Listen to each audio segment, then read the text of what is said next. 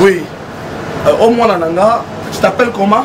Je m'appelle Sylvain. Comment on a Sylvain Moulouma? Oui. Au hasard, moi, l'état Pesakinga. Moi, au Timboka nini? Auti Kananga. Donc, ce qui est tonalité, il y a Fatibé.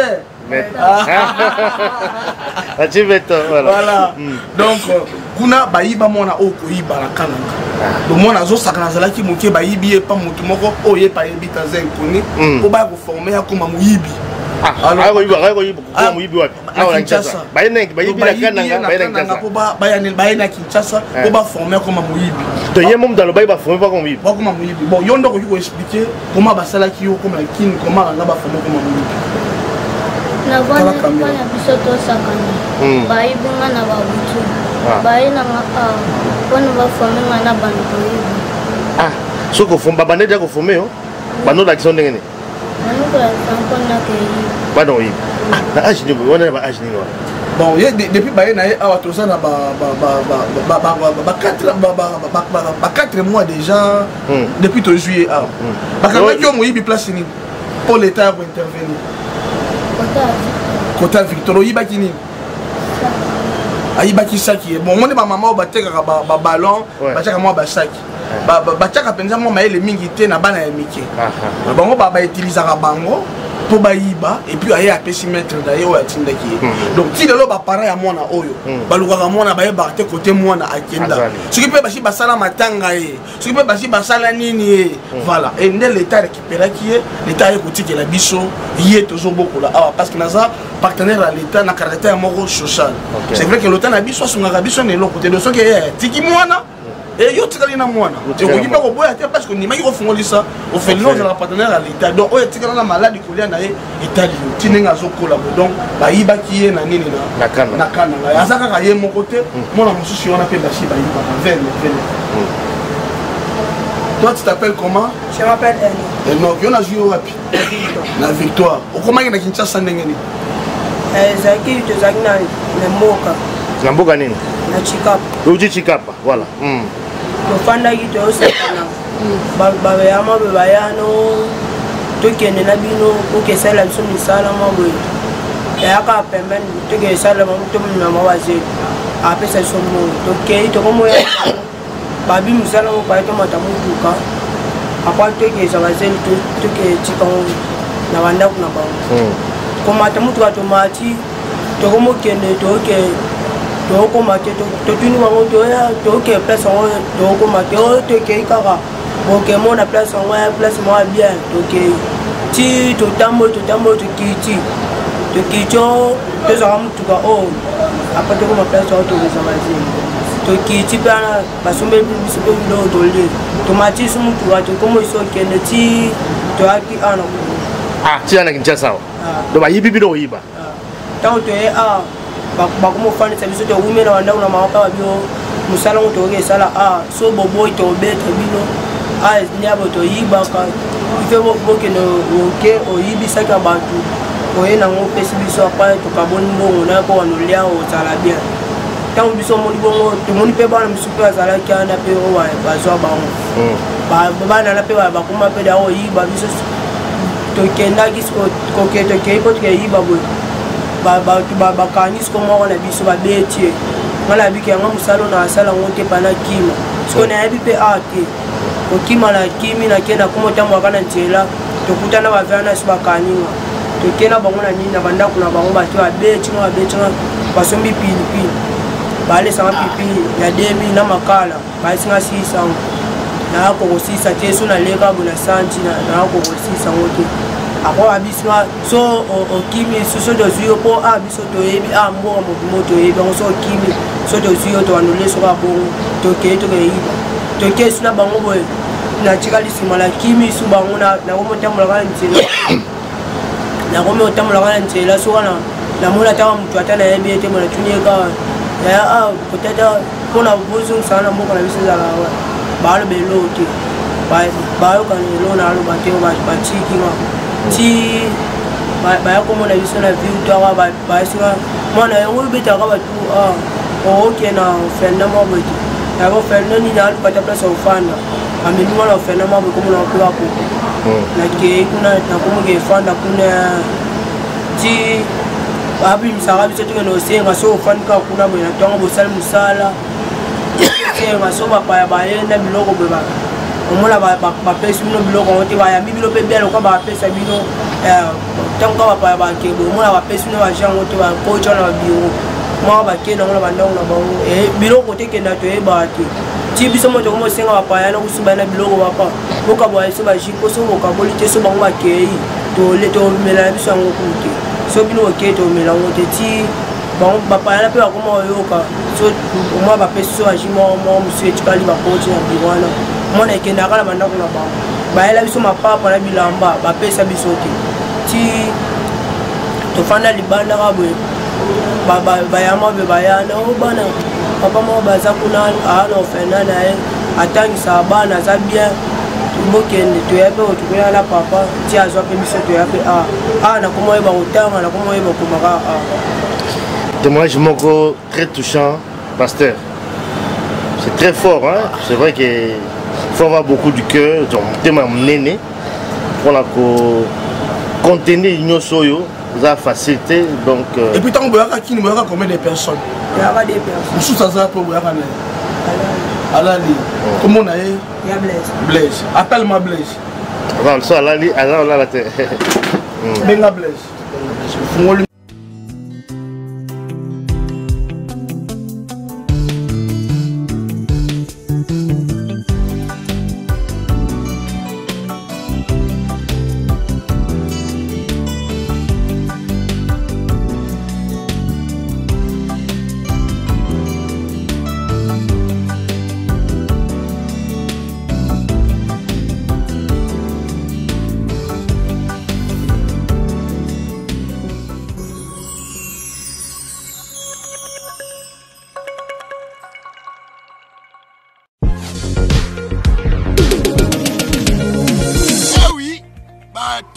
Décor à Zawa Piboé.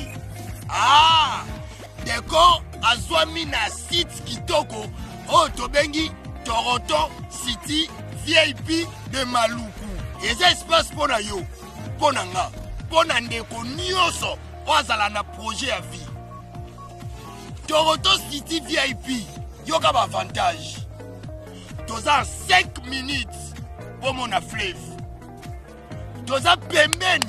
Na site ya Vodacom makambo teli réseau bosana tozali nzinga ya quartier d'investisseurs, tu comprends? Toronto City VIP de Maluku pembe na mai mpepe moko naturel wana poto ba diaspora nyonso olingo s'investir na mboka na yo. Toronto City VIP de Maluku et puis ça tout ezoteka ba espace kitoko kolongwa place Nazar tiomo na presse to paso la nzela Toronto City VIP de Maluku et ko sunga yo ozala na projet osala site touristique to pe otonga villa na yo papa benga papa Willy na numéro oyo ta numéro de Chelibino benga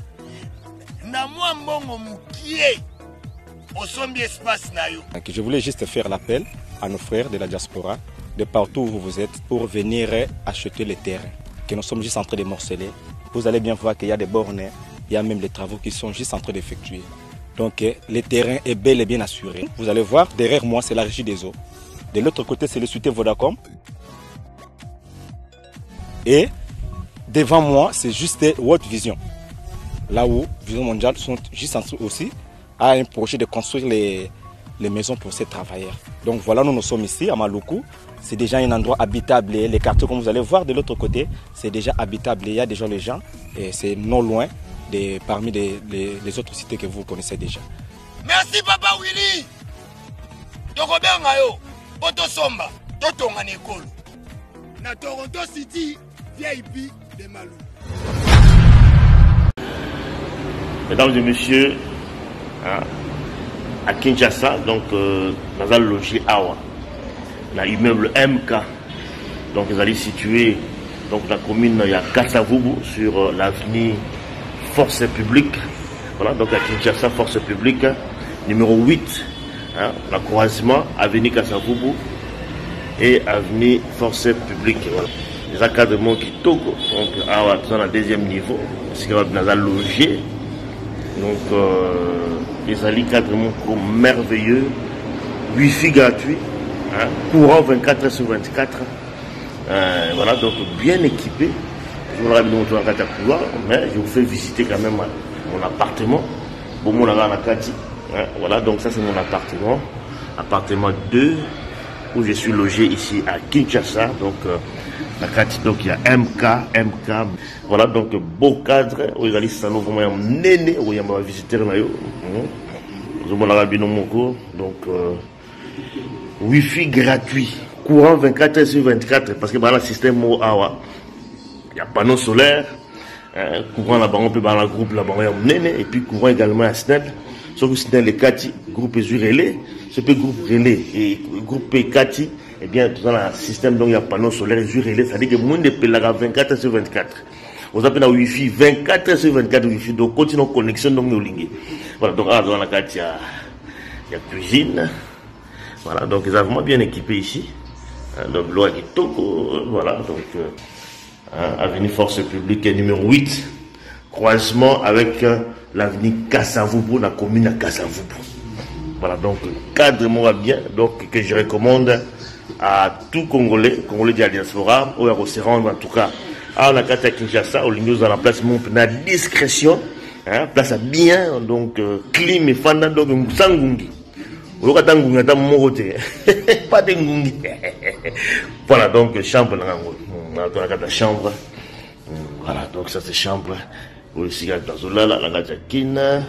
Voilà, donc c'est vraiment bien. Hein, donc on a CP dans ma casse. Et puis nous avons recommandé la bande de réunion sur la carte diaspora ou la Kinshasa. Donc à la carte toilette. Voilà, donc c'est vraiment privé. Toilette va visiter les Alibanda. Voilà, donc Pichu Pacho de Norvège, Kobu Canada. So kin ou kitika ou nous avons renseignement. Bon, voilà, donc moi téléphone de routier.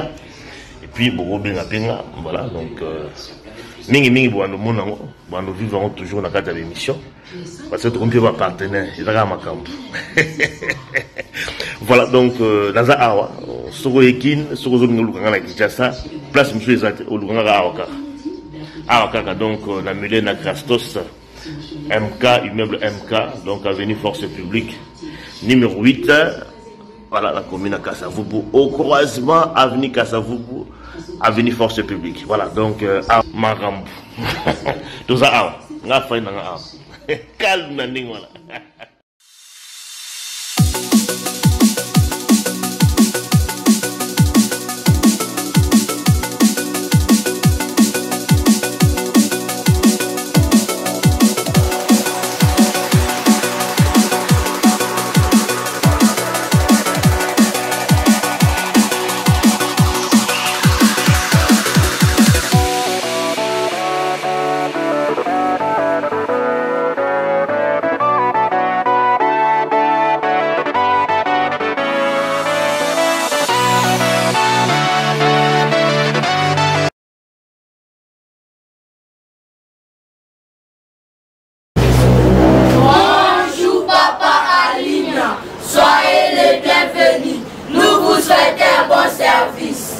Merci beaucoup. Que Dieu vous bénisse. Merci beaucoup. Merci. Soyez-vous. Voilà. Papa Limia, soyez le bienvenu. Nous sommes vraiment très contents. Roti Moussika, à la biso, précisément banana. Au Félina Jésus, mon papa. Et on a petit peu balanzambe sur Mbote na Moussika. C'est moi, votre humble serviteur, le pasteur Israël Nash. On décroche papa Alimia. Papa ou atika bana ou te na moment ya pasi tout le moment enseignement. Papa Ali maintenant présenté c'est madame Mati. Voilà. Madame Mati yenda tangi sakabana. Tango na zwa kabana na balabala tango nzamba tinda ngana lokuta bana na balabala. Yenda tangi sakabana parce que la plupart bana o na zwa ka mingi bayeba ka kotanga te na kokuma te. Alors tango na lokuta kabana bayaka awa na Ofelina avant ba kinde classe, faut d'abord moto encadrer bango. Bayeko la kotanga bayeko kokuma de tini bango classe. Il y a uniquement pour la classe ya bana pour la kotanga na bango pe éducation na bango. Et comme on a madame Mimi j'espère na ba image oyo elingaki liboso bato bamonaki ye aza infirmière ye nde apesaka bana traitement na moment oyo bana baza malade aza corps médical voilà et j'espère que tableau déjà ya bana yango oyo bazalaka na temps vide de fois na temps vide yango nde madame matia profitaka batangisa bango bayekona kotanga bayekola et bana ndambo kuti baza te bakei classe bana nyonso batangaka donc c'est vrai que mwana akoki kolia fufu mais soki otangisi ye te osali eloko te du fo kotangisa mona lobi e nde na ndimaka na kati ya bana oyo baministre bakozala badepute bazalaka bakozala nazokroa na avenir na bango du fo natangisa bango classe c'est un peu ça papa Alimia soyez le bienvenu. Merci beaucoup. Merci. Adoa bana. Baza bana oyo eza moi télévision bango batalaka. Oyo eza place babetaka Nintendo. Gamme na bango j'espère yango yo. Oyo eza congélateur. Totielaka bango vivre fait. Ah eza esika totiaka moi Thomson. Ah totiaka moi Soso. Ah totielaka bango baji na bango ya komela bamela moi baji ya malili. Ah eza esika bakisi ezalaka moi mini pharmacie. Moto asalaka bacommande ya bakisi po tosomba eza infirmière oyo naoti kopresente yo libanda et puis toza pe na pomama bakisi pe eza te toza bakisi net kwa mutu pasi kaka obela bakisi ba antibiotique traitement malaria moto akoki kopesa ba précision bien sur bakisi eza ngai eza corps médical bon te kobela plus ou moins combien de personnes 14 personnes donc imaginez si on a hôpital on a Kinshasa 14 personnes et Dieu merci grâce à moi organisation toza nango moi mini pharmacie et puis na infirmière ne permettre to même bana na hôpital te to même bana na hôpital ce qui est commis grave comme situation grave to même moi na hôpital mais na domaine affaires sociales basenga pe biso tozala na corps médical quand que moi na beli to comprendre ce que ça directement na zela so bana boso wa ke classe te bon so wa ke classe so wa ke te tozana bana tour à tongo tozana bana ya tour à midi et puis ezala ba misusu non ba côté classe te ba misusu ba côté classe année wana to ndenge na tsokolo ba tozwaka bango na otalaka ozwi mwana oyo asali 4 à 6 ans libanda je me souviens que ngapela bandola ya libanda ngapela azalaki fazer akala enzamba azwi nga kuna alors ezala mwana mosu abeti 4 à 6 ans libanda aza na éducation moko boye azobenga ovia asame déjà babangi alors ntango ozozwa eloko ya liboto eza ya kotransforme comportement na ye mon rotine maman na école te kuna inosala bascandale samekoya kotono d'abord il faut transformer éducation na ye donc la plupart baza serviteur de Dieu parce que yesu aza héritage ya kotiki la bana alors il faut liboso kotransformer comportement mona oyo oti libanda après sima ngonde otindi ye na classe ma votindi ye na classe awa deja toza na madame oyo atangisaka bango ayekola kotanga ayekoli kokoma si tomona akomi posé nde totindi ye na nini na école mon fils viens toi tu t'appelles comment? Je m'appelle Manassé. Oloba Malembe, tu t'appelles comment? Je m'appelle Manassé. Dis bonjour à papa Alimia. Bonjour papa Alimia. Voilà. Yo tozi yo wapi? La victoire. Victoire des anda koute. Libanda. Victoire des libanda. Bazo libanda nda, libanda victoire. Oui. Obalosa ni wana. Obalosa nda victoire. Na batinda senga mbunga. Va tinda giyo. Na centre popo abaka. Donc abanayi kovanda na orphelinat moko quelque part. Orphelinat na batindaka bana baba na kosenga mbongo. Soki bapaya baye ba maintenir bango po bamona ke baza na effectif abana. Et moi biloko bato bakoyela bango to bakoki kotikela bango. Soki bango bakei bapaya ba mimiongo na ba famille na bango. Alors pour bango ba vivre, faut batinda bango baba na kosenga. Alors ngana yeba kite ke za na orphelinat quelque part la joie qui est na nini na victoire. Ndi yango na zo expliquer. Tant que nous avons orphelinat pour la salle à Moussala, nous avons la binondée. Bando la Moussala, chaque 4 heures. Pour la nuit. Sur la main, 4 heures. Pour la salle. Pour la Moussala. Alors pour la Golia, la bino, Babande, au salon, n'engagez pour Bolia. Bando, tu n'as pas de question. Alors pour la Bapaya, Babando, il y a hôtel la bino, Batik, non, moi, ça qui a l'os, moi, c'est qui a foufou, Babando, au salon, n'engagez et un autre qui est en train de donc, vas-y, exploiter. Vas-y, exploiter. Alors, côté la moi, on dit que moi, auti libanda. Donc yo kutaki libanda. Na kutia na victoire. Azo senga senga bato azo inga inga. Awa ekoli kotanga. Et pourtant ça déjà na centre. Et pourtant ça déjà na centre. Mais centre ngo batinda kabana ba Kisenga. Viens mon fils Josué. Terrible hein. Oui. Toi tu t'appelles comment? Je m'appelle Josué. Pardon? Josué. Ah, dis bonjour à papa Alimi. Bonjour papa Alimi. Yo na jio wapi papa Josué? Na Rond-Point. Ye na jio na Rond-Point. Donc na jio pas venir sur place mon côté. Siko na ngabo alo salani. Non, c'est un Pour ce gambo. Yo batida yo pour ce gambo ou yo moko. Biso na finalement bezara ko na biso bezara to lié mais c'est surtout que la banda. Ah, cela bolé ba bisi bino. Donc en fait balala on a donc bango basa na droit kola la te basa kaka na droit ya kolia. Na zo ki epé na âge ote. Siko za la âge ni 15 ans. Na zo ki na âge na 11 ans. Ah, 4 ans. Donc akoli boeti awa na maboko na biso. Et azalaki boeti na ngata sanza mito sungaye, c'est un serviteur de Dieu. Donc la plupart ya bana oyo na sana bango la plupart de ça bana oyo na jui libanda. Donc il y a un travail à faire papa Ali, mais un travail à faire, il y a pour changer c'est mon éducation, comportement et puis à côté classe. Donc il y a un grand travail à faire. Alors d'abord pour nous réussir au vendre na bango badina nouezala. Donc il faut convaincre les bango côté damas. Donc et puis que sur la mouka okinzala Ali et puis bongo la éducation mo souci. Donc voilà comme contribution dans la mboka yangoana. Alors je ne peux pas osala ngai moko ezali pamboli ya batonyo so parce que nous allons limiter quelque part. Donc voilà papa Ali mais ma vision dans ma personne et puis nous continuer pour ça. Donc la plupart là-bas là ça la plupart là-bas nous toujours là-bas viens mon fils mon tasuka viens me dépêche-toi. Toi tu t'appelles comment? Daniel. Comment on est Daniel? Yo na zo ki wapi? Victoire. Victoire les années n'a coûté. Victoire les la balabala. Voilà ça la victoire. Comment ça ni? Au Senga. Ah. Vous avez dans le centre déjà ou bien vous avez au la Libanda? Vous avez dans le centre. Mais tu dis non au Senga. Donc il y a quand même centre bon tu as un centre différent mais bah je suis en bois naté. Mais il y a la joie juste na balabé pas ya kabouité. Donc ça otalié na bana o bazana ba para rapport exact. Donc il y a un grand travail que nous sommes en train de faire et puis là on sala mona bolongonyo sur papa Alimi parce que je sais un jour je dois finir moi aussi par mourir et bola munanga olanda bana nanga pe olanda nga côté na okena ma. C'est ça. Merci beaucoup. Merci. Voilà, et Blaise.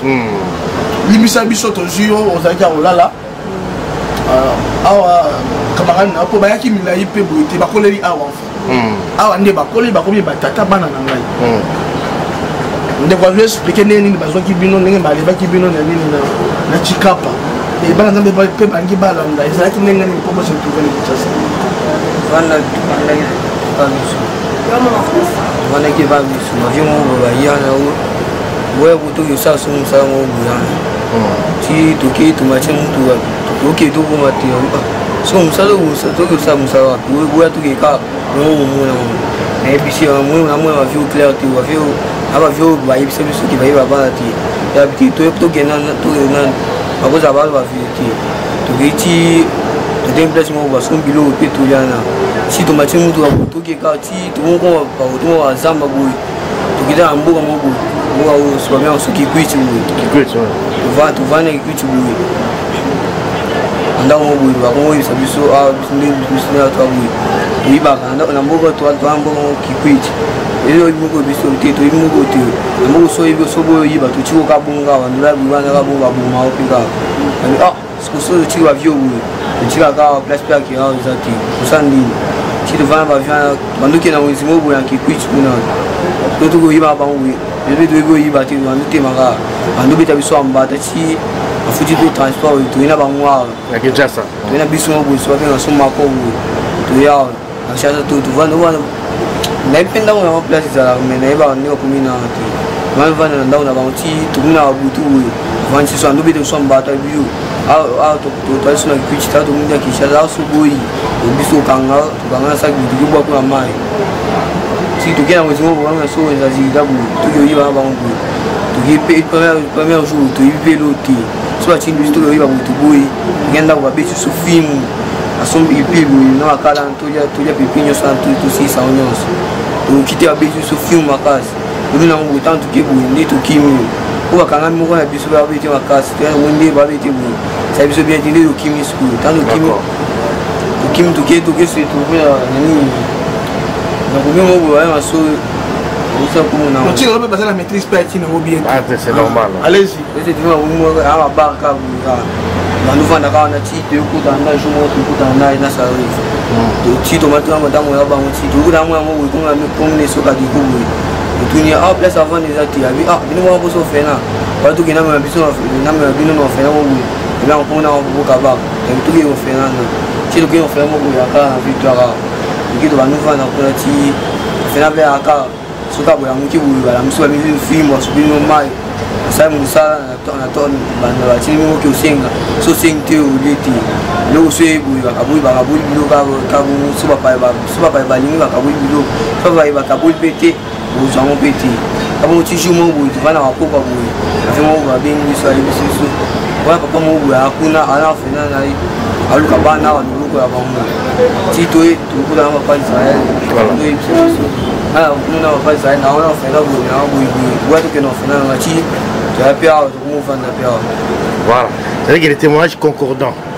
Bon, le lobby, même chose. Il y a là, à la qui a toujours la même procédure pour dire qu'il y a un peu la sincérité de la bilogo bazar koloba. C'est quand même fort, hein, pasteur, aux en charge à mon néné. Mais quand il y a peut-être une question autour, c'est que Bala Bazar va yibi bango. L'État quand même au courant qu'il Bala Bazar va yibi bango. Est-ce que l'État sali va démarche pour la ressource ça va bon, l'État a informé la situation, mais agissement les athées. L'État a informé, mais à soi agir. Net par exemple, mon roi venez. Oh, on a une balabala. Oh, l'État moutou apprécie. Baïbaki wapi na kananga. L'État pèse na kananga.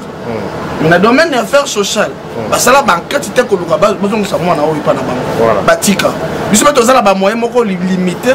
Et puis tu sais derrière na mama bambula tu pendant qui presque nyos. Donc biso to suka na limite na biso. Lokola nga musa na ngeze ya kosunga ko boko la kotangisa na sukeli wana. Donc net yeo yo fa kota classe aneto ko banda ko kotanga ba ko kuma. Donc ba effort ya ko sala biso to suki na autre monde ko ki ko sala. Mais ya ko luka ko localiser place mo na nga utaki wana ezaka na biso. Biso to repesa rapport na l'état comment bana oyo ba se retrouver na iki. D'abord ya liboso yeo l'état pesi biso. Que parce que moi, il y a une histoire dans un rapport à l'État. Qui n'a pas qui m'a baigné na qui va former comme Mouyibi. Les gens battu mon comme Mouyibi na vie ça y était. Mais ça vie mo ba imposer. Mais vu que bo kangé bo zo bete bo za rapport ça ta ko battu comme Mouyibi ndenge nini. Nous net yé ndenge ça bo bela biso yé l'État yé bi mais ba former ko l'État ça les athées. Voilà c'est un de mon so to kamai comme on est Christian. Abungana na ba parents na yé a on a nini na la victoire. L'État y a pêché biso et il l'a la volonté mais moi n'a pas la banque dans ma tête. L'État ne faut pas ce qu'on va démarche mais moi donc l'État n'a biso moi certaines négligences et zali na caractère social il faut baser quand même conscience donc c'est un peu ça papa. Merci. Ali bien.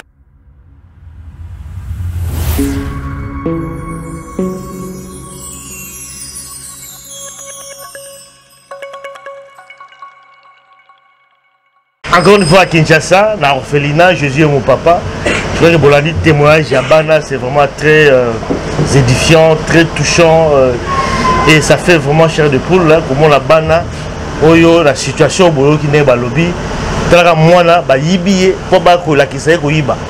Ba yibiye, ba la kisaye ndenge ba yiba. Tala la situation moi là ndenge là. Et au Salima na Congo, moi c'est la première fois au Congo. Maintenant au dans la situation où la Katia orphelinat, où Jésus est mon papa. Oui, quand même, il y a un pasteur dans Israël. Oui, à chaque fois, même moi, le bien, ce qui est dans la place à Boé, ça veut dire que cet esprit nous a besoin de tenir là. Bon, il faut les ébeler. Bon, il y a des gens qui ont lobby dans l'orphelinat. Dans la condition de vivre, il y a des gens qui ont détourné. Les bateaux sont censés encadrer, censés beaucoup la bango. Parce que les gens qui ont fait à l'Okuta, ils ont fait escroquerie, ils ont fait pour la bongo. Voilà, donc boyo qui témoigne à Bana, boyo par la place d'une bogoti na biloko na bino. C'est vrai qu'il faut que sunga Bana par rapport à la émission tout ça là, mais il faut vraiment qu'on landa quelle émission faut à la place di bogo kende. Parce que la place monsieur botinda ka bamboko na bino et que na poids et vibisa mabumu ya bato oyo bazali ko ça appelle en bongo. Bon d'abord pasteur Zaïe, c'est encore un plaisir à na yo. Merci papa. Je na kati ya centre na orphelinat. La compagnie Jésus est mon papa. C'est vrai qu'il y a une inondation. Oui. Il y a une inondation. Il y a vraiment en pleurs. La situation est là. C'est que d'habitude rapidement, comment vous s'en sortir parce que vous êtes toujours là. En tout cas, Mboula, Oyo et Beta,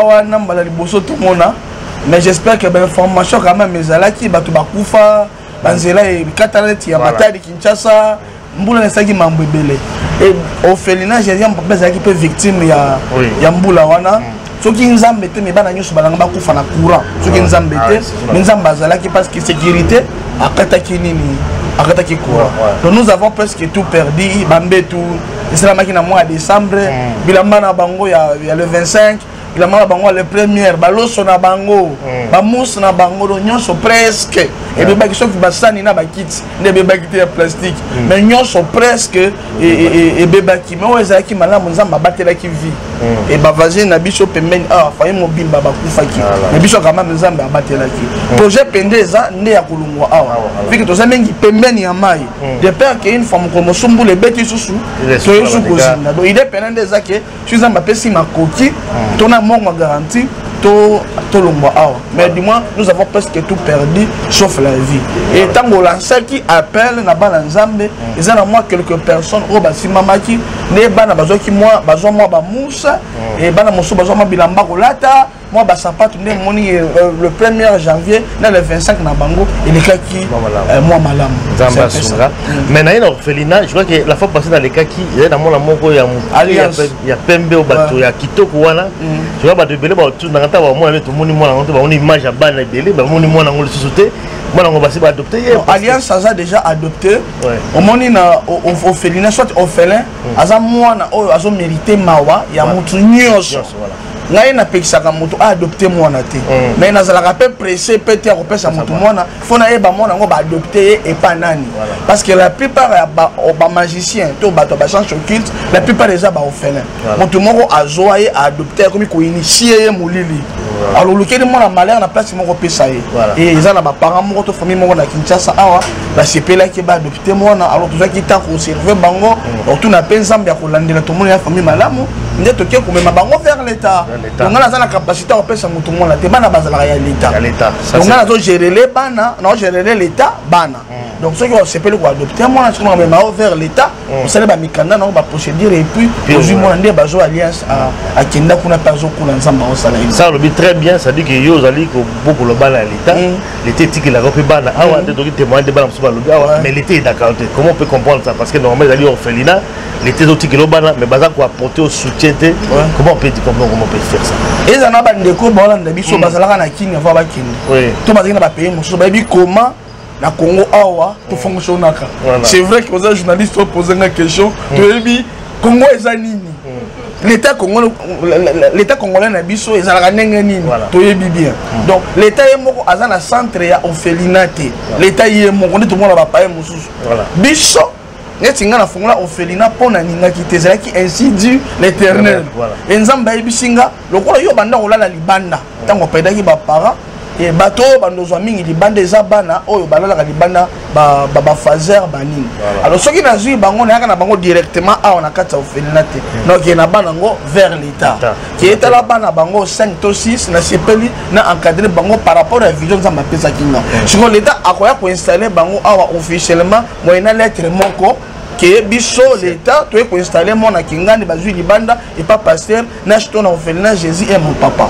Donc malgré yo jouer libanda déjà l'état comme il a contrôle tire mon awana. Donc tant que l'état y a tiki bongo a tiki pe sili et d'ailleurs quand tu vas mon bajan l'état balikara awa tant que pas le kele sous mamai le kele sous moi ni donc tu es comment la condition to landi boye kaka to salisa te to sungate na chemisu nanga to na black misu nanga na objectif on s'en pesa kinga ya kubokola to ko encadrer bana bitiki parce que naza éthique na bi comment ba éthique bazala ka abandonner et surtout ceux qui mona oyo akufi ba parane bazaki na bozui ba para ba kufi ndo mona membre ba fa mona mutia mabia ba membre la famille ya papa kenela ba tribunal mona ndenge ba orphelin na papa leki na ba kulutu bazo samba na ba biloko ezalaka ya bangote batokela yango te donc on a que ba annoncer na kati ya famille que non papa leki akufi papa kulutu azo benga mbango na téléphone ay okanga chambre ngo ilamba na yeza na kati te sapato neza na kati te et moto alataka mpe bilamba sur mesure te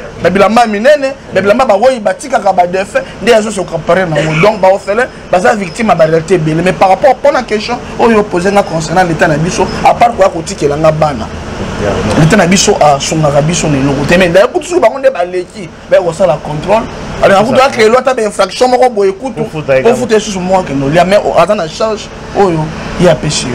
Voilà, ça c'est vraiment important koye bango mais quand même awa ndenge olobi bana mosusu bana bango kende ya classe tokoki bango nde balobi awa déjà balakisa déjà bango ndenge olobi so ozwi bango faut moi remise à niveau c'est tout à fait logique et puis okoti bango classe mais yo mpe kolete futaka yo te moyen mpe eza te comment osalaka parce que kokotisaka bango classe ça demande quand même de l'argent kolesa bango kolalisa bango tout ça là c'est que d'abord biso sur le plan finance comment osalaka parce que ce n'est pas facile nde avantage ya koyoka nzambe soki nzambe atindi yo yango wana parce que nzambe po memela motu bolamu nzambe adépendaka na mboka te nga natie namona moto abandi na journée mpiaka na 200 francs na poche avant 13h nzambe achange vie na yo notre Dieu que nous prions comme on est à Jésus Bible ezoloba il appelle les choses qui n'existent pas à l'existence soki kaka mpona kozala congolais yo kovivre vie ozobeli te juste mpona ngolu ya nzambe soki tolandi kaka mboka obaye Félix oninga fayulu akuta siko nzambe so alinga salela motu bolamu nzambe atalaka condition mboka te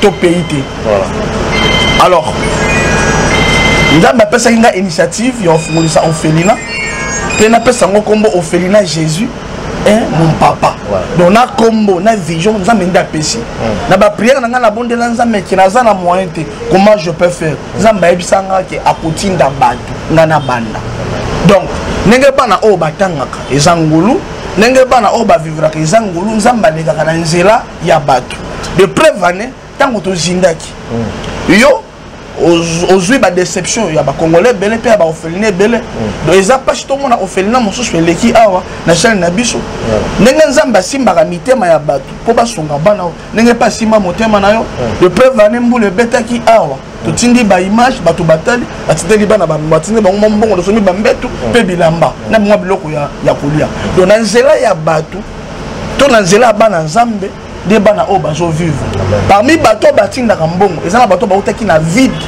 na eloko te nzambe aoka bango mawa ezala bamisusu bayalangaki akufa na mbeta hôpital na malade ayebisaki nzambe soki obikisi nga na balosoutenir baorphelin ntango amoni video akangi motema te atindi bana quelque chose donc finance moko to bapartenaire na bango te mais nzambe alekaka kaka na nzela ya bato siko mwa moke oyo bana nzambe bazopesanga na église nazokamba mpe libanda surtout badiaspora surtout j'insiste surtout badiaspora kuna nazoluka mbongo apasi mbongo malili mbongo 4 à part famille na ye aopense na bana oyo ni bapapa na bango ni bamama na bango siko soki mwa $50 yango ye mwa $100 yango ye ça me permet yanga na bana soko s'organiser kocha organisation na oyo batindeli ngai d'abord awa naza na batravailleur basalaka awa nande mutu naosala makambo gratuit ye papa cordo na biso chaque fin de mois faut futa ye madame Mati na biso oyo alati lunette oyo natiaki batangisaka bana fin de mois faut futa ye madame Mimi donc batikitiki bandako na bango mpona bango baye mosala c'est logique donc fin de mois futa bango donc à part kofuta bango ndako ya bato toadeya soki na 3 mois impayé ndako ya bato foko luka ofuta à part wana toza na bato ya sécurité moto ya sécurité aza na porte donc ngai funa azala na kati ya koluka koma koteya bana nzambe basungamela kosala mosala nga moko te neti bana bauti kobela soki 14 awa heureusement infirmière azali ye patangaki classe po bénéficie na mosala na ye donc moto akosala makambo gratuit eza ngai mais na mwa moke oyo bana nzambe batindaka ça me permet ya moi ya kosorganize nango kofutela bana minerval kofuta batravailleur et puis kolia ya bana donc naza na nga na finance te naza mpe na monini te mais nzambe alekaka kaka na nzela ya bato et précisément mpe na nzela na bino abe na mene joye le message eleki makasi joye bandeko bolandi diaspora partout à travers le monde sika bozali makambo oyo tolobelaka yango oyo c'est-à-dire que il faut kosunga bandeko me kosunga place ya malamu tonosaka kaka mpe na bandeko bolandaka biso bao mitema ezotuta oyo etuti bango bato ndekaka biso baeda déjà continue toujours koede osunga cet orphelinat oyo jésus mon papa nga moko nalekaka sur place nayaka awa nga natambola na baorphelinat mingi te awa moni nayaka kaka awa mingi awa parce que motema na ngai toucha kaka nayaka nayebaka te mais ça me touche toujours va passer yango moni naye lelo lisusu awa boyoki ba témoignage ya bana awa ezali vraiment très très fort kosunga pende ezali eloko to senga na bino bosunga orphelinat oyo po ameka pe ko bima pe na ma difficulté oyo baza dans ka ndenge ya lobby ça dit que ba partenaire baza te l'état paye dakate comme dans le bin nzambe soka pesi vision après ça paye provision ça travers ka batu de orphelinat oyo za ko vivre à travers bino bato bolanda ka biso à travers bino bato oyo botala ka biso bosunga pe biso pe bosunga cet orphelinat. Donc Jésus est mon papa. Donc contact des alliés, il y a pasteur Israël, les alliés, on a beaucoup bengaé. Vous passez par l'angate, vous passez directement par un pasteur. Donc vous bengiez, vous avez contact, puis vous avez des beaucoup ça. Tout ce qu'on a souka, pasteur David Lobasuka, vous avez Lobasuka, et ça na batu mingi benganga à travers chaîne oyo. Papa sur ça un problème au bengaka. Tout cas, maintenant qu'on benga batu pour na kusenga, na kukarate. Vous maintenant lancer un message, dire na lancer boye batu bayoki. Tant aujourd'hui bana oyo parce que la plupart ya bana oyo on délai à foufou parce que na posa ya affection. Parce que batu belé baka sa kosunga faut tinda ka mbongo. Ezala ki lobby na zobima na moni mona moko azolela na coin. Na kina tunyo zolela pour bisinga papa na zolela. Pona nino tondi tabité na zo raisonner maman na biso.